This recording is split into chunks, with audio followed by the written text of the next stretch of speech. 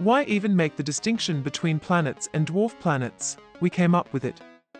Why create these weird barriers between what can be a planet and what can't be? Because people need to know about what's out there. It's good to learn about our place in the universe and where we fit in. Now the choice was between losing one former planet to this new definition, or gaining 4 to 8 more planets under the old definition, and potentially more. As our knowledge of our solar system grows and new things are discovered, so do you want kids to learn about the 8 major planets? Or do you want them to learn about 16, potentially more planets? The big problem is that the old definition wasn't robust enough to handle the new information.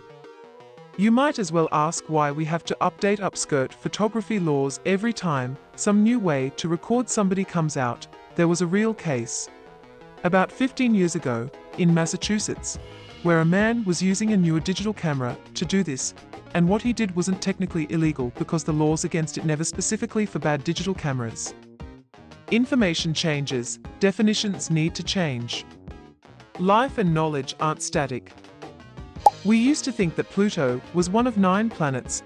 We now know that there could potentially be up to 1,000 Pluto-sized objects in the Kuiper belt, which would become a bit unmanageable if they are all considered planets.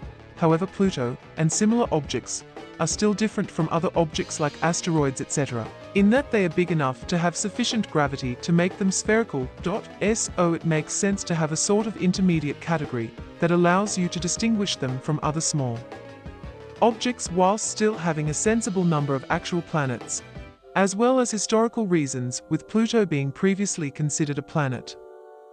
This probably stems from Pluto. The problem is, we found a ton more dwarf planets. If you wanted to include Pluto in the solar system, you'd need to include dozens of new planets to the back end, which is pretty needlessly bulky and makes learning the solar system harder. The root of that problem is a categorization system that's hardline in definition without meta-consideration. Because when people say, "we'd have to," no you don't. You can grandfather in Pluto. With the definition that historically misclassified dwarf planets remain misclassified into perpetuity regardless of other classification rules. It's both a pedantic, semantic problem with a pedantic, semantic solution that no one will accept because it's not the right flavor of pedantic semantics they want to use. Planets are the dominant thing in their orbit, meaning they cleared all debris in their proximity by attracting it with their gravity and increasing mass, volume, or gravity at range to a point, or by forcing said debris into an orbit around itself, making it a moon. Dwarf planets are not the dominant entity in their orbit, mostly via the third and last way in which this is possible, the orbit being affected by other, bigger stuff flying by so much that it changes in relatively erratic resonant ways.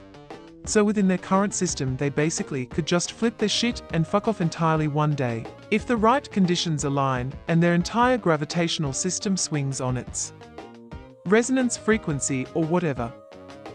The dwarf planet distinction was added so we could stick to the traditional set of planets without adding loads more planets, most of which are pretty uninteresting. Planetary scientists don't actually care about the distinction, really. It's arbitrary. There's no scientific reason for it. Don't forget to like and subscribe so you don't miss our next exciting video.